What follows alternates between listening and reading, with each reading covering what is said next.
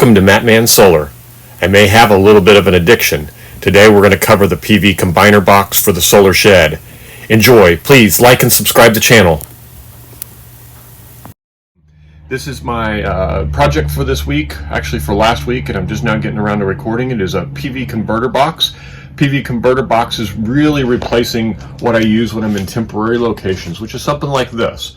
These are a combiner string where it takes 4 and it puts it into 1, or you could even use the 3-in-1. So this takes 3 strings and combines it to 1. You put one on the positive side, you put another one on the negative side, and you use these fuses, or at least I use these fuses, to keep the multiple parallel strings from providing enough amperage if something does go wrong with one string for it just to feed an infinite amount of electricity into it and burn everything out. So these are 15 amp fuses, and they match the panels so that you know how much they can take and what where your amperage and all that where your fusing should be, what rating it should be at.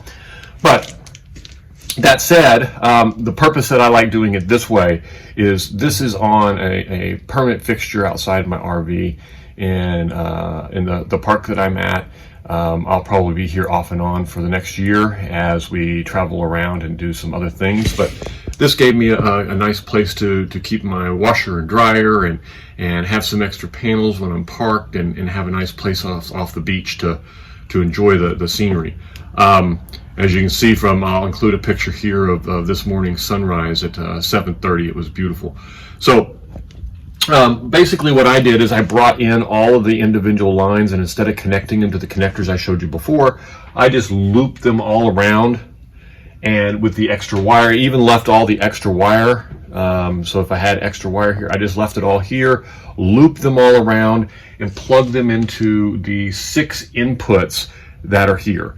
These 6 inputs, and then one output comes out here, loops around, and goes off into the charge controller over on the RV, which is a Victron charge controller. And I'll show you a screen of it running also so that you can see what it looks like. And it runs at 61 volts, which has some, I run two serial, 4 parallel right now, and then the 2 on the roof are actually 2 serial, 2 parallel connecting to one of those. So I've got 4 lines coming in. Technically there's 5, but I only have 1 line for the ones on the roof, so I'll be updating that soon and getting a new getting the fifth line ran all the way here. But as you can see, each one has its own breaker, which is nice. It allows you to turn off and on the different solar panels, and that allows you to test and make sure that each one of them is working properly, each one of them is feeding the right voltage, each one of them is feeding the right amperage. It also allows for you to replace those inline fuses with these here, and these are interchangeable or replaceable, so if one pops, you can just replace this as opposed to buying those big inline ones, which are a lot more expensive. I also have a lightning arrestor here. I don't know if a real lightning strike comes along, if this is going to really do any good, but I figure it can't hurt. And then I got a breaker here which controls the main output line to the RV, which is nice for shutting things down, working on the panels and stuff like that.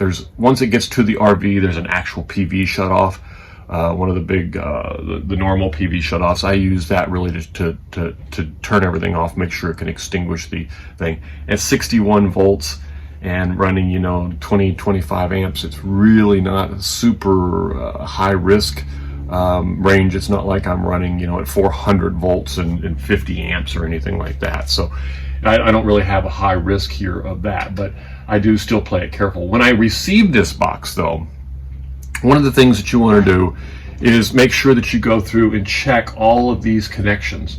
So every one of this, it comes completely pre-assembled. The only thing that wasn't here is the wire that I have for the output, which I wired in the output here to come out these, and I put the caps on to make sure that they were nice and tight and everything. And then I just put NC4 connectors down here to make it easy for me to connect to it. But in reality, I could have just ran these wires straight up in there, but because I already had connectors on the ends of these wires, I figured it was easier just to build this little lead here, and that way it could travel with me, and if I needed to disconnect it, I could, and move things around. So I did it in that thing. Also, these MC4 connectors, each one of them causes more risk with your system, but in this particular case, they're inside, they're out of the weather, and they're a little bit better protected, so I'm hoping that they'll have less issues than the ones that are on the outside. So each one of these I had to check and make sure that they were tight. I did find a couple of them that were a little loose. Nothing that probably would have been problematic, but a couple of things that make me sleep better at night when I know that I've checked them all. I mounted this on a nice 3/4 inch piece of plywood that is just screwed to the back of the shed. It was screwed in with the same size screws that the shed does, with the same little rubber seal O-rings that they come with. You put the rubber O-ring on the screw, you put the screw through the aluminum side of the shed, and then that screws into this board here and holds it up. So you can see here, it's mounted to the side, gives me a nice working platform in here to do that, and to run the wall outlets, which coincidentally is where the ground wire comes out of here, runs down, connects directly to the box on the wall outlet. I don't like the plastic ones, I like the metal ones, so I always run my conduit and stuff with the metal ones. Then that is basically runs from the wire that runs from this into the RV and connects to the ground there, and everything runs off of the single ground that comes in from the utilities. Whether I'm here, whether I'll be plugged in directly either that way or in another way. So there's always the single ground that runs there. Then if I don't have the utilities plugged in, which there are times where I just disconnect everything, then I do the bonding within the 6000 XP and let it do the neutral bonding there. And that way there is just one single location. So everything is pretty straightforward. It is IP65 rated. It does have the rubber seal, as you can see around here. It's pretty thick and foamy. It does seem to seal pretty tight. You do give it a nice push here and fold this thing forward and get the if I can do it one-handed here, get that to latch on there, and then just clip it closed, and it comes with a lock, which is nice. That if it was outside, you'd probably want to make sure you kept it locked and keep people away from playing around on the inside of it. Technically, if they're here to do damage, that part down there isn't going to help you any. They're going to be able to do the damage that they want to do without any problems, but it keeps fingers out of here and away from the high voltage pieces of it, and gives them a good nice warning sign. So very happy with the purchase at this point. Haven't had any problems with it.